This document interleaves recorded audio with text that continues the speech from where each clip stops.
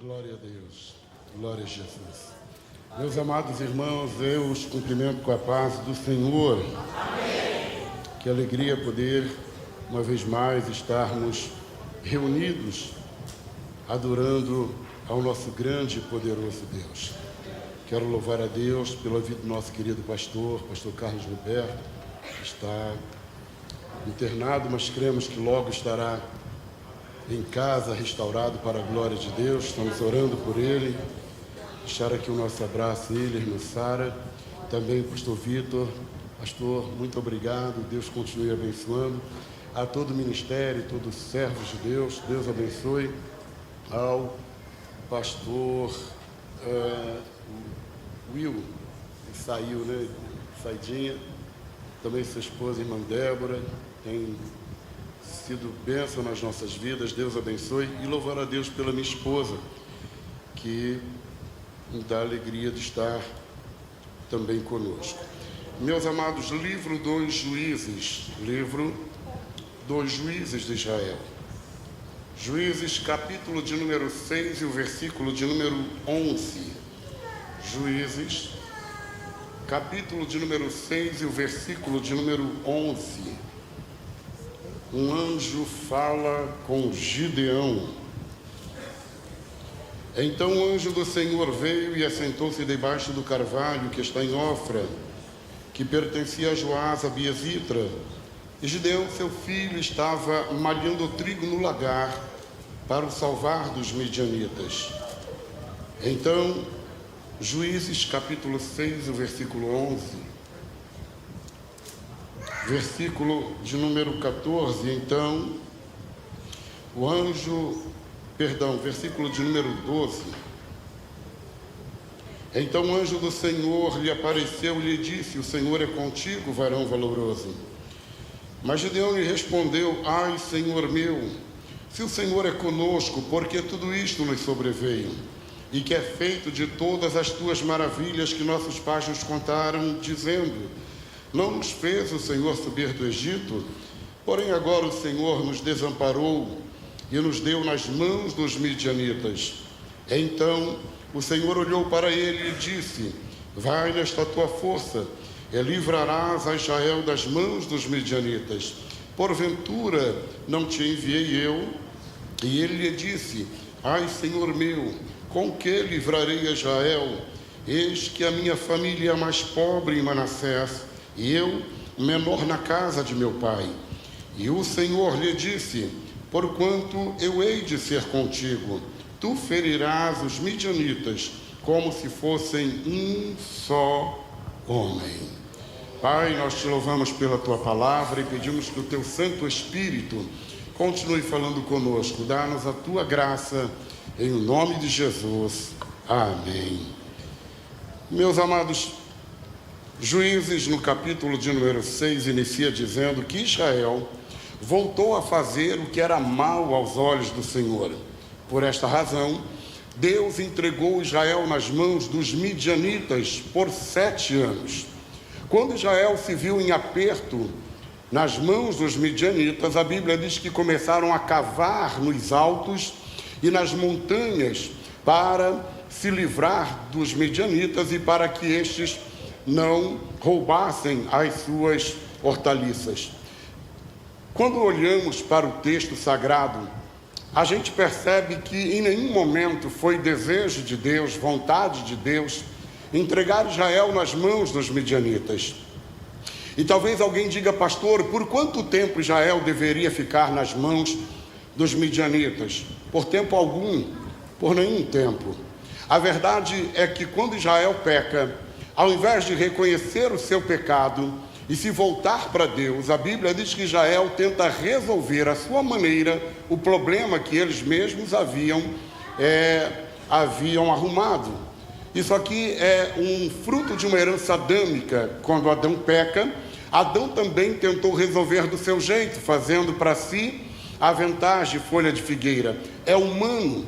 Quando o homem peca, ao invés de se voltar para Deus, ele diz: não, eu vou resolver os problemas e depois eu volto. Não é assim? Pô, fulano, por que você não volta para Jesus? Não, eu vou resolver os problemas e depois eu volto. É exatamente o que Israel está tentando fazer. Como eles arrumaram o problema, eles estão tentando resolver o problema ao seu modo. O problema é que sem Deus não tem jeito. Sem Deus o homem não consegue. E por que quando Israel peca, Israel não ora? Porque Israel vai levar 7 anos para orar. Só depois de 7 anos de aflição. E a Bíblia diz, e tendo Israel empobrecido muito, então orou ao Senhor. Israel esperou 7 anos para orar. Pastor, e se Israel tivesse orado antes? Deus teria ouvido. A questão é que quando o diabo induz uma pessoa ao pecado, em seguida ele também induz a pessoa à vergonha do pecado. E aí a pessoa peca, mas tem vergonha de confessar o pecado. E por que o diabo induz a pessoa à vergonha? Porque o diabo sabe que se a pessoa peca, mas confessa, Deus é misericordioso para perdoar.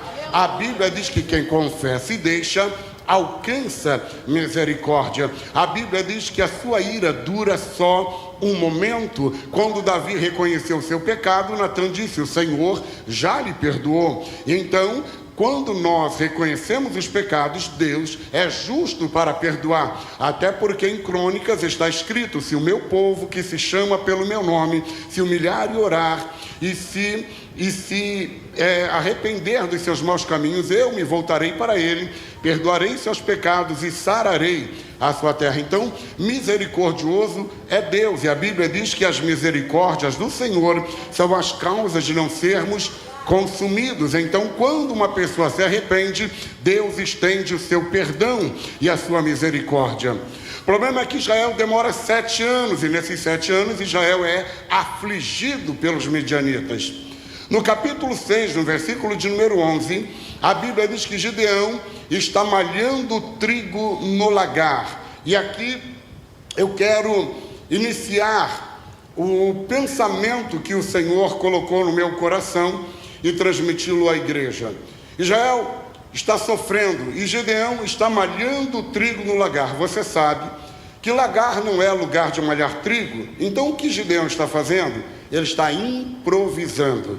Gideão está improvisando. O problema é que Gideão não está improvisando há um dia, ele está improvisando há 7 anos. Pastor, improvisar é bom, improvisar é maravilhoso. Por exemplo, quando Paulo chega em Atenas, diante do Areópago, e vê um altar escrito ao Deus desconhecido, ele também vai improvisar. E ele prega baseado naquele altar de um Deus desconhecido. Então, saber improvisar é uma arte. O problema é quando eu faço do improviso um estilo de vida. O problema é quando eu vivo no improviso. Israel não está improvisando há um dia, Israel está improvisando há 7 anos. Israel já está vivendo na base do improviso. Pastor, e o que acontece quando eu vivo no improviso? Uma pessoa que vive na base do improviso é uma pessoa que não se planeja, é uma pessoa que não tem planejamento de vida, e aí ela vive na base do improviso. É uma pessoa que não tem planejamento na vida, do jeito que vem, tá bom. Ela não pensa em nada, ela deixa tudo por conta da sorte, ela não tem uma vida de planejamento, e esse não é o propósito de Deus para minha, nem para a tua vida. Deus está dizendo, se planeje, estabeleça metas, coloque projetos na tua vida e lute para que esses projetos se tornem uma realidade. O Deus dos céus vai te abençoar na medida em que você se posicionar diante do céu. Quando você se posiciona, o céu começa a trabalhar a teu favor. Então, não viva na base do improviso, não viva na sorte. Quem vive na base do improviso, o tempo nunca dá, já viu? Pastor, se o tempo tivesse o dia tivesse 48 horas, ainda não daria. Como não? Se dá para o João, dá para Maria, dá para o José, por que não dá para você? O problema não está no tempo, mas naquilo que a gente faz com o tempo. O problema é que existem pessoas que não estão se planejando, elas não têm meta, não têm objetivo. Entra o ano, sai o ano, não acontece nada de novo. Mas se você se planejar, se posicionar, os céus vão pelejar por você. Deus vai entrar com providência. Israel está na base do improviso quando o anjo do Senhor, e é uma teofania, o anjo do Senhor aparece e diz a Gideão: varão muito valoroso, o Senhor é contigo. Irmãos, toda saudação a um judeu é shalom. Shalom é paz, e a paz para um judeu não é uma paz qualquer, é uma paz plena. Mas o anjo não diz shalom, o anjo olha para Gideão e diz: varão muito valoroso. E por que é que o anjo está trazendo este tipo de saudação a Gideão? Porque na cabeça de Gideão ele não tem valor. Na cabeça de Gideão a sua casa não tem valor. Na cabeça de Gideão ele nasceu para dar errado. Então o anjo que vai fazer algo através de Gideão, primeiro precisa fazer algo em Gideão, porque não dá para fazer algo grande numa cabeça pequena. Então antes do anjo trabalhar através de Gideão, ele precisa trabalhar em Gideão. Então o anjo está dizendo: deixa eu mudar essa tua mentalidade, deixa eu mudar essa história da tua vida, porque você está convencido que você não serve, que você não presta, que você nasceu para dar errado, que nada vai dar certo. Aí o anjo aparece e diz: ei, deixa de bobagem, meu filho, você tem muito valor, você tem tanto valor que o Criador do universo desceu do seu trono de glória, subiu no madeiro e derramou sangue para te salvar. Você é muito especial para Deus, você tem valor para o céu. Então o anjo aparece a Gideão e a primeira palavra é varão muito valoroso, porque infelizmente a gente vive um tempo de pessoas que ainda acham que estão debaixo de maldição. Pastor, a minha vida não vai, nada dá certo, porque eu estou debaixo de maldição. Irmãos, isso é conversa fiada do diabo, irmão. Um dia desse uma senhora me chamou na casa dela e disse: pastor, ore por mim, pelo meu filho, um jovem rapaz bonito, um moço inteligentíssimo. E ela disse: ore por nós. Eu disse: claro, irmã, qual é o problema? Embora eu não vá resolver o problema, é bom a gente saber uma direção no que orar. E ela disse: sabe, pastor, ore para que Deus arranque a maldição da minha vida, do meu lar, da minha família. Eu disse: sim, irmã, eu entendi. A senhora quer aceitar Jesus, né? Ela disse: não, pastor, nós somos crentes. Eu disse: irmã, tem alguma coisa aqui que não está batendo. Ou vocês estão debaixo de maldição, ou vocês são crentes. As duas coisas não dá para andar junto. Ela disse: como que não, pastor? Eu disse: não dá, irmã, porque a Bíblia diz que quem está na lei, Gálatas capítulo 3, está debaixo de maldição, visto que ao homem é impossível cumprir a lei. Não que a lei seja ruim, mas disse Paulo: eu sou carnal, vendido sob o pecado. Então não é que a lei seja ruim, mas por causa do pecado eu não consigo cumprir a lei. Aí o mesmo Paulo, escrevendo aos Gálatas 3, diz: mas Cristo se fez maldição por nós, pelo que está escrito: maldito todo aquele que for pendurado no madeiro. Então eu disse a ela: irmã, se a senhora estiver debaixo da lei, a senhora de fato está debaixo de maldição. Mas se a senhora estiver em Cristo, a senhora é nova criatura. Quem está em Cristo, nova criatura é. As coisas velhas já passaram, porque Cristo se fez maldição por nós. Então quem está em Cristo, maldição não pega, macumba não pega, feitiçaria não pega, demônio não pega, não tem inferno que pega. Por quê? Porque você está em Cristo. Aí ela entendeu. Gideão acha que ainda é pequeno, e o anjo está dizendo: não, meu filho, você é um servo de Deus, você é valente. Pode não ter valor na tua casa, na tua rua, na tua esquina, no teu trabalho, mas no céu você tem muito valor, você é valoroso. Quando o anjo diz isto, a palavra seguinte é: o Senhor é contigo. Quando Gideão ouve isto, ele diz assim: ai, meu Senhor, se o Senhor é conosco. Percebe que aqui já se tornou um diálogo. Só que Gideão vai replicar de forma equivocada o que o anjo disse. Gideão está dizendo: se o Senhor é conosco. Não é o que o anjo disse. O Senhor disse a Gideão: o Senhor é contigo. Gideão replica dizendo: se o Senhor é conosco. E qual é a diferença, pregador? A diferença é que comigo, isso está no singular, no pessoal. Conosco é coletivo, é plural. E qual é o problema? Dentro desse texto, o problema é que quando eu trago isto para o coletivo, eu estou dizendo, quando João for, eu vou. Quando eles forem, eu vou. Quando eles fizerem, eu faço. No coletivo, eu me torno dependente de outro. No coletivo, eu não oro porque ninguém ora. No coletivo, eu não prego porque ninguém prega. No coletivo, eu não venho porque ninguém veio. Então, no coletivo, eu transfiro a responsabilidade. Sabe quando você diz, fulano, por que tu não veio orar? Ah, pastor, eu não vim porque ninguém veio. Isto é coletivo. No coletivo, eu me torno dependente de outro para que a coisa aconteça. Só que Deus não está tratando no coletivo, Ele está tratando no singular. E o que acontece no singular? Deus está dizendo, meu filho, o Senhor é contigo. O que significa? Significa que se o João não for, vá você. Se a Maria não vier, venha você. Se o João não orar, ore você. Deus está dizendo, o mistério que eu quero fazer começa contigo, através de você. Não espere outros para você iniciar. Começa através de você. O movimento que eu vou fazer começa contigo. A libertação que eu vou fazer começa contigo. A salvação começa através de você. Deus está dizendo, aqui não é no plural, no coletivo. O avivamento que eu vou fazer começa contigo. Não espere outro dar glória para você dar glória. O que Deus vai fazer começa contigo e não é conosco. Quando Gideão diz isto, ele faz uma oração. E a oração de Gideão, irmãos, ela nunca foi tão atual, nunca foi tão precisa. Gideão disse, o Senhor é conosco. O que fora feito de todas as maravilhas que nos contaram os nossos pais.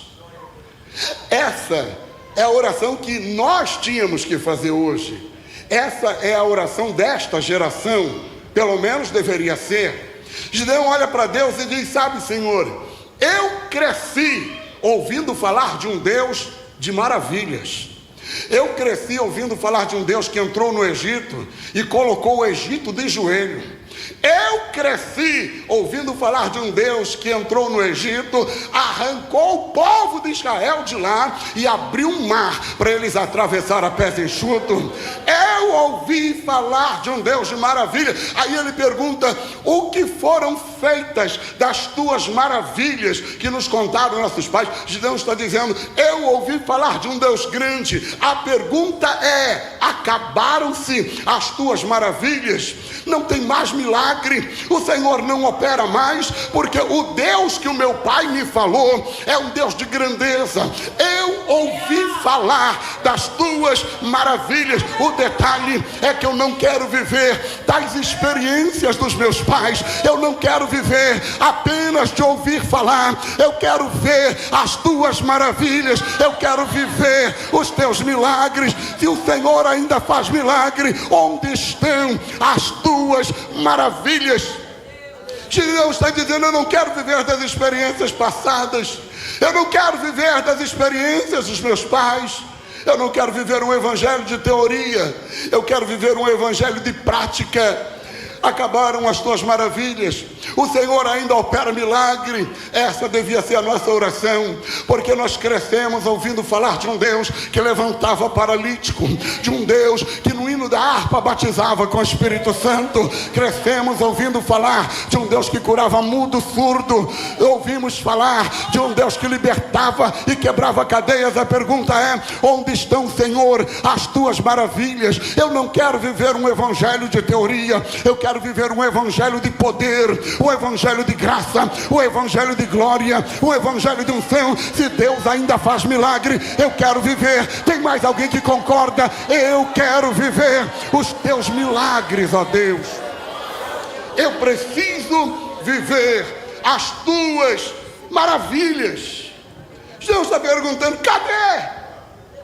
Eu não quero viver um evangelho de lembranças. Eu quero ver as tuas maravilhas. Eu quero viver os teus milagres, Senhor. Eu quero ver curas acontecendo. Eu quero ver pessoas sendo libertas, cadeias sendo quebradas. Deus está perguntando, acabaram elas? Porque eu ouvi falar de um Deus de maravilhas. Infelizmente a gente vive um tempo em que pessoas estão se acostumando com cultos light. Não falam em línguas, não querem falar, não creem mais em batismo com o Espírito Santo, tem preguiça de abrir a boca para dar glória a Deus. Um povo que está dizendo, tomara que a reunião termine logo para eu ir embora. Nós estamos vivendo um tempo de esfriamento espiritual, num tempo em que Deus está perguntando, Senhor, acabaram as tuas maravilhas? Onde estão os teus milagres? Onde estão as tuas maravilhas? Cadê os teus milagres, Deus? É a pergunta de Gideão. Que coragem, né? Olhar para Deus e dizer, acabou. Foi só lá atrás que o Senhor operou milagre. Porque eu ouvi falar, mas eu não estou vivendo. Quando Gideão diz isso ao Senhor, ele diz, nossos pais nos contaram. Na casa de Gideão, a palavra de Deus era prioridade. Às vezes eu vejo alguém dizendo, meu filho não quer, pastor, saber de Deus, de igreja. Pergunta, quando ele era criança, você sentava com ele para falar de Deus? Às vezes, nós estamos pecando, porque quando nos reunimos, ao invés de trazer Deus como prioridade para o lar, a gente fala de tudo menos de Deus. A gente caça tudo menos Deus. Na casa de Gideão, o assunto era Deus. Quando eles se reuniam, a palavra era ministrada. Quando Gideão diz, eu cresci ouvindo falar das tuas maravilhas, o Senhor olha para Gideão e diz, vai nesta tua força. Espera aí, pastor, Gideão não é fraco, Gideão não é pequeno, fisicamente, mas Gideão está dizendo para Deus, eu cresci alimentado pela tua palavra. Aí Deus olha para ele e diz, meu filho, se tu cresceu alimentado por esta palavra, tu pode ser tudo menos fraco, porque quem se alimenta dessa palavra é forte. Vai nesta tua força. Você tem força. É por isso que João disse que jovens são fortes, porque a palavra de Deus está em vós. A palavra é o que fortalece, é o que sustenta. Deus está dizendo, meu filho, ninguém que cresce alimentado pela minha palavra é fraco. Se você cresceu ouvindo essa palavra, você tem força, tem vigor, tem capacidade de vencer a batalha. Vai nesta tua força. Aleluia. Oh, glória a Deus. Oh, glória a Deus. Palavra de Deus é tutano. Palavra de Deus é alimento sólido. Palavra de Deus. Vai nessa tua força. Quando Deus diz isso a Gideão, o Senhor diz ele, porventura não te enviei eu. Aí Gideão vai fazer uma outra pergunta a Deus. Gideão então olha para Deus e diz, com que livrarei a Israel das mãos dos midianitas? Com que livrarei a Israel das mãos dos midianitas? O Senhor responde a Gideão dizendo, certamente eu serei contigo. Eu não quero forçar uma situação, mas se você puder, repita comigo o que eu vou dizer. Diga comigo assim, Gideão queria saber com que ele ia livrar Israel. Deus disse a ele que não era com que, era com quem. O Senhor é com ele. Olha o texto. Olha para o texto. Gideão está dizendo, Senhor, eu sou pobre. sobre. Deus está dizendo, eu sei. Eu não tenho nada. Deus está dizendo, eu sei. Gideão está dizendo, com que? Deus diz, eu serei contigo. Não é com que, é com quem você vai vencer esta batalha. Você não depende de mais nada a não ser do Criador do universo, que está dizendo, eu te tomo pela tua mão direita e te esforço. Não temas. Não é com que, é com quem. O problema é que às vezes a gente está colocando fé em coisas. Deus está dizendo, como foi cantado aqui, é a minha presença. Eu serei contigo, Gideão. A minha presença vai contigo.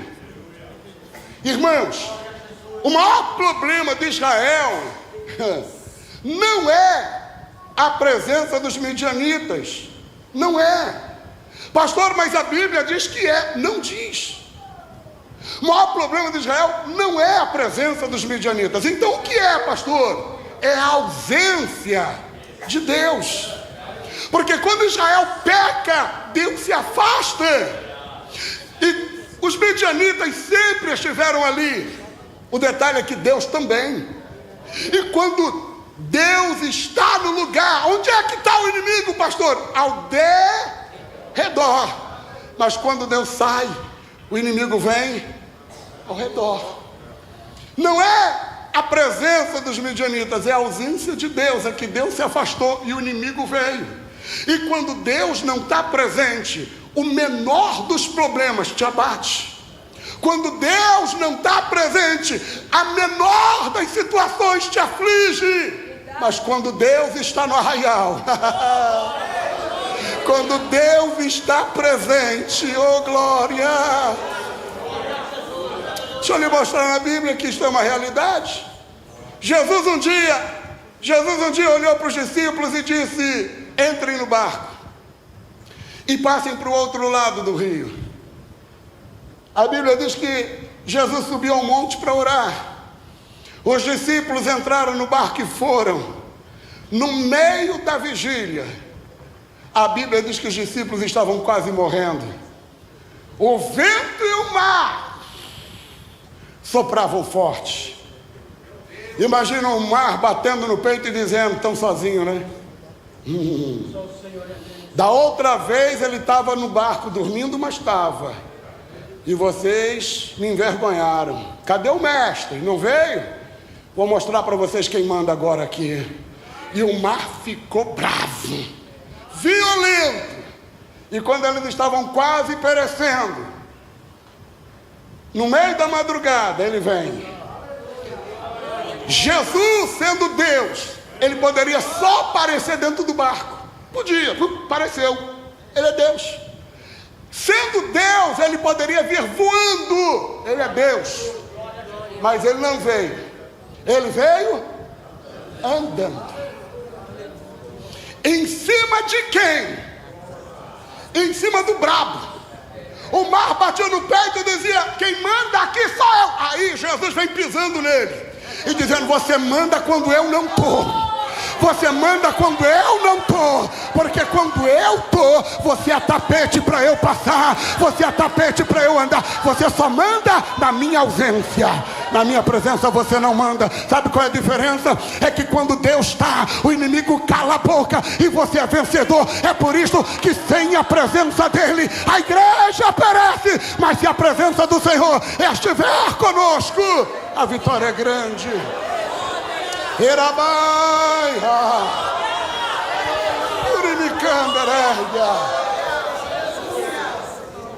Jesus chega perto de Pedro e diz, Pedro vai dizer, é um fantasma. Diz, não, Pedro não tem, mas sou eu. Pedro disse, és tu mesmo. Manda que eu vá ter contigo por cima das águas. Jesus diz, Pedro, vem meu filho, vem pisar em quem estava te matando. Vem pisar em quem ia te afogar.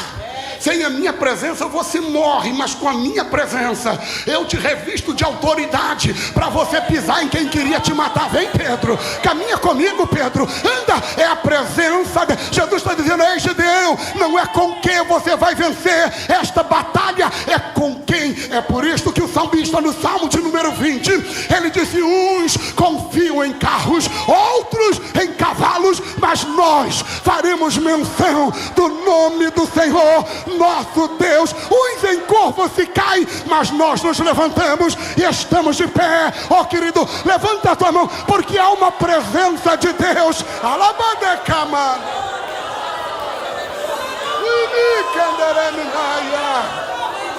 Aleluia, aleluia. É a presença dele. Aleluia. É interessante, poderia discorrer a Bíblia em cima disto.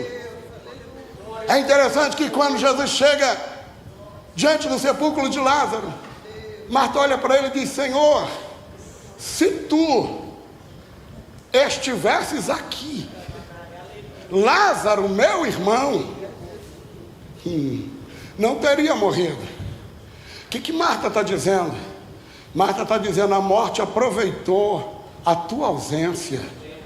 A morte aproveitou que o Senhor não estava, porque na tua presença ela não tira onda, não. Na tua presença ela fica pianinha. Mas como o Senhor não estava, ela aproveitou e catou Lázaro. Aí Jesus disse: Marta, Marta, não te hei dito que se tu creres, tu verás a glória de Deus. O que eu acho bonito no milagre de Lázaro, pastor Vitor, não é a ressurreição em si. Ele já tinha ressuscitado outros. Não, o que eu acho bonito é que Lázaro já estava em estado de decomposição. Estava podre. Marta disse: já cheira. Corpo de Lázaro estava se decompondo. Jesus não disse: espere um pouco, dê um tempo, vamos esperar o processo da restauração. Jesus disse: Lázaro, venha. Nessa frase, o corpo de Lázaro foi restaurado. Irmão, olha isso. Nessa pequena frase, deu tempo. Quando Jesus disse: Lázaro, venha para fora, todas as células se regeneraram. O corpo de Lázaro voltou. O mau cheiro foi embora. Lázaro foi restaurado. O Espírito veio e Lázaro ressuscitou. Deus não precisa de muito para fazer milagre na tua vida. A presença dele já garante a vitória. Recebe vida, recebe vida, recebe vida. Em nome de Jesus. Ele é poderoso para soprar vida. Só a presença dele é o que garante a vitória. Por isso que, me permitam só um pouquinho mais. Por isso que quando Davi foi enfrentar Golias, Golias disse: sou eu algum cão para que tu venhas a mim com pau e pedra? Davi disse: tu vens a mim com espada, escudo e lança, eu, porém, vou a ti em nome do Senhor, o Deus dos exércitos de Israel. Davi está dizendo: não é com que eu estou indo, é com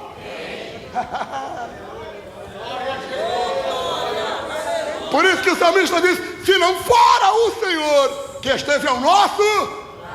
Ora, diga Israel, se não fora o Senhor que esteve ao nosso lado, há muitos nossos inimigos teriam nos engolido vivo. Mas aí no Salmo 46 ele diz: o Senhor dos exércitos está conosco. O Deus de Israel é o nosso refúgio. Deus está presente. Levante a tua mão e renda glórias ao nome daquele que é, que era e que há de vir, o Todo-Poderoso, o Deus de Israel. Por isso que Moisés disse: se a tua presença, Senhor, não for conosco, não nos faça subir deste lugar. Mas Moisés, você está no deserto, mas eu estou com Deus.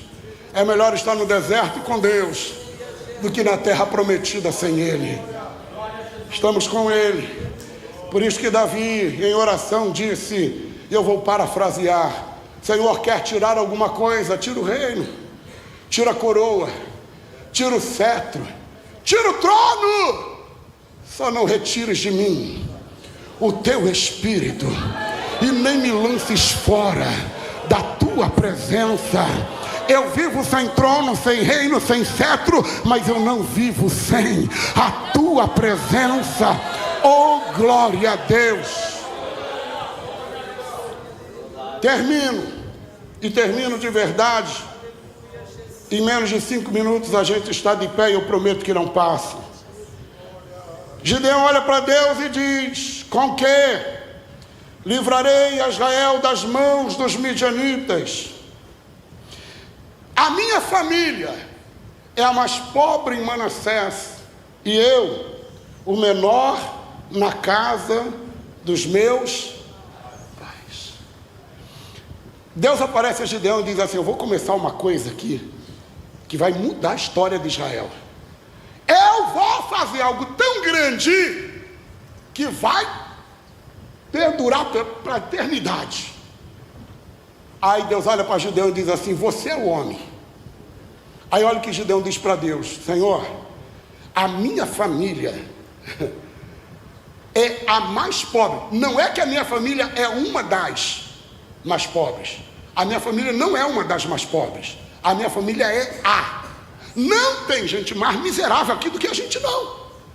A gente é, de tudo pobre que tem aqui, a gente está no topo. A gente é pobre, pobre, pobre. E dentro dessa família de gente pobre, eu sou o que Gideão está dizendo para Deus? O senhor errou a escolha. O senhor está escolhendo a família errada, um membro da família errada. Gideão está olhando para Deus e dizendo: ninguém que vai fazer algo tão grande começa escolhendo gente tão pequena. A escolha está errada. É loucura, porque qualquer pessoa que vai fazer algo grande escolhe gente grande. Deus está dizendo: eu sou diferente, Gideão. Eu faço diferente. Senhor, mas eu sou muito pobre. Deus está dizendo: eu trabalho diferente. Gideão está dizendo: Senhor, com todo respeito, essa tua escolha é uma loucura, porque ninguém faz isso. Quem responde para Gideão é Paulo, anos depois. Paulo, em 1 Coríntios 1, versículo de número 25, se a mídia puder me ajudar, olha o que Paulo responde na sua carta para Gideão: porque a loucura de Deus é mais sábia do que todos os homens. Paulo está dizendo: é loucura, mas é a loucura de Deus, e a loucura de Deus é mais sábia do que todos os homens da terra. É loucura, Gideão, mas é assim que Deus trabalha. Aí no verso de número 26 ele diz: porque vede, irmãos, a vossa vocação, que não são muitos os sábios segundo a carne, nem muitos os poderosos, nem os nobres que são chamados. Aí Gideão diz: é assim que ele trabalha, é desse jeito, Gideão. Aí no verso 27 ele diz assim, verso de número 27, mas Deus escolheu as coisas loucas deste mundo para confundir as sábias, e Deus escolheu as coisas fracas deste mundo para confundir as fortes, e Deus escolheu as coisas vis deste mundo e as desprezíveis e as que não eram para aniquilar as que são. Gideão está dizendo: essa escolha é uma loucura. Deus está dizendo: através da tua vida eu vou fazer um exército inteiro perder a batalha. Através da tua vida eu vou jogar o inferno por terra. Através da tua vida eu vou aniquilar os projetos de Satanás. Através da tua vida eu vou desbaratar o inimigo. Através da tua vida eu vou entrar com providência. Tem alguém que acredita? Através de você, através da tua vida, através do teu levantar de mão, através da tua ação, Deus vai agir. É loucura, mas é a escolha de Deus. Por gentileza, posso, meu pastor? Por gentileza, se coloque em pé. Eu quero orar com você, e através de você eu quero que carinhosamente, oh glória a Deus, você põe a mão no ombro da pessoa que está ao lado. Eu gosto disso porque eu sei que é bíblico. Põe a mão no ombro do irmão que está ao lado. Olhe para essa pessoa e diga para ela: pode parecer loucura. Diga: pode parecer loucura. Diga para ela: mas você não caiu de paraquedas. Diga, você não caiu de paraquedas. Diga para essa pessoa, você é escolha de Deus. Deus te chamou, te vocacionou, te elegeu para este tempo. Você é escolha do Deus vivo, e Deus conta contigo para este tempo e para esta obra. Deus conta contigo para fazer a diferença, e o próprio Deus é contigo. Então levante uma das mãos aos céus agora, abra a tua boca e glorifique ao Deus dos céus, porque Deus,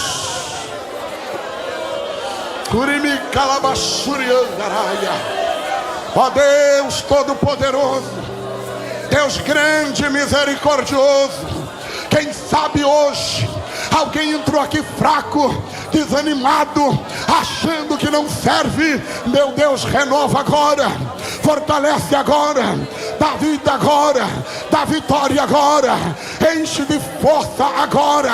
Orecaia, Uribica Manarácia. Deus vai fazer através de você, através de você, através de você. Vai chegar salvação na tua casa, através de você. Vai chegar libertação, através de você. Vai chegar mudança, através de você. Recebe graça, recebe vida, recebe força, recebe renovo, recebe unção, recebe autoridade. Aleluia, aleluia.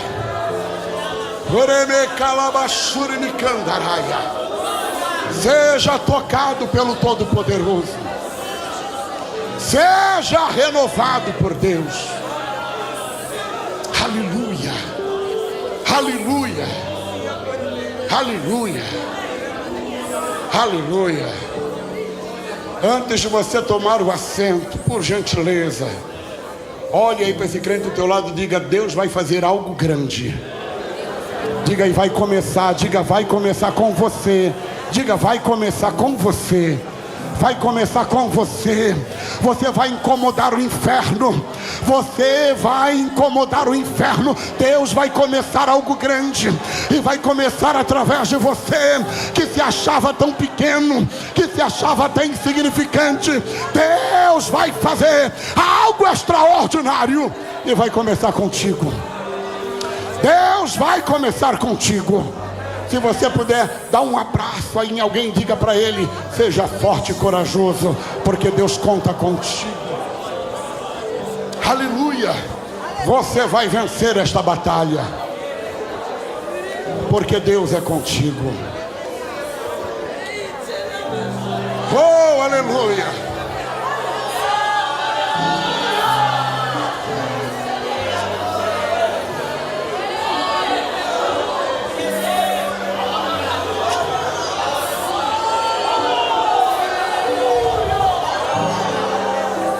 Glória a Deus.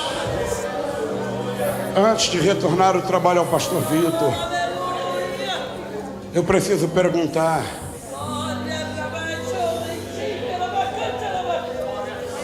você que ainda não entregou a tua vida a Jesus, você que está afastado, mas entendeu que o céu conta contigo e o mundo não é o teu lugar, quero entregar a tua vida a Jesus esta noite. Onde está a primeira pessoa que quer entregar a tua vida a Jesus agora, ou quer voltar para Jesus agora? Onde está a primeira pessoa? Tem alguém? Alguém para Jesus? Eu acho que só crente veio na igreja hoje, né? Só crente, né? Acho que só crente mesmo, né? Eu acho que só crente veio. Mas vai que tem alguém afastado, que foi trazido aqui pelo Espírito de Deus, quer voltar para Jesus hoje. Tem alguém? Só de você vir hoje aqui já é um milagre. Tem alguém para Jesus essa noite? Alguém? Não há ninguém? Assim, meu pastor.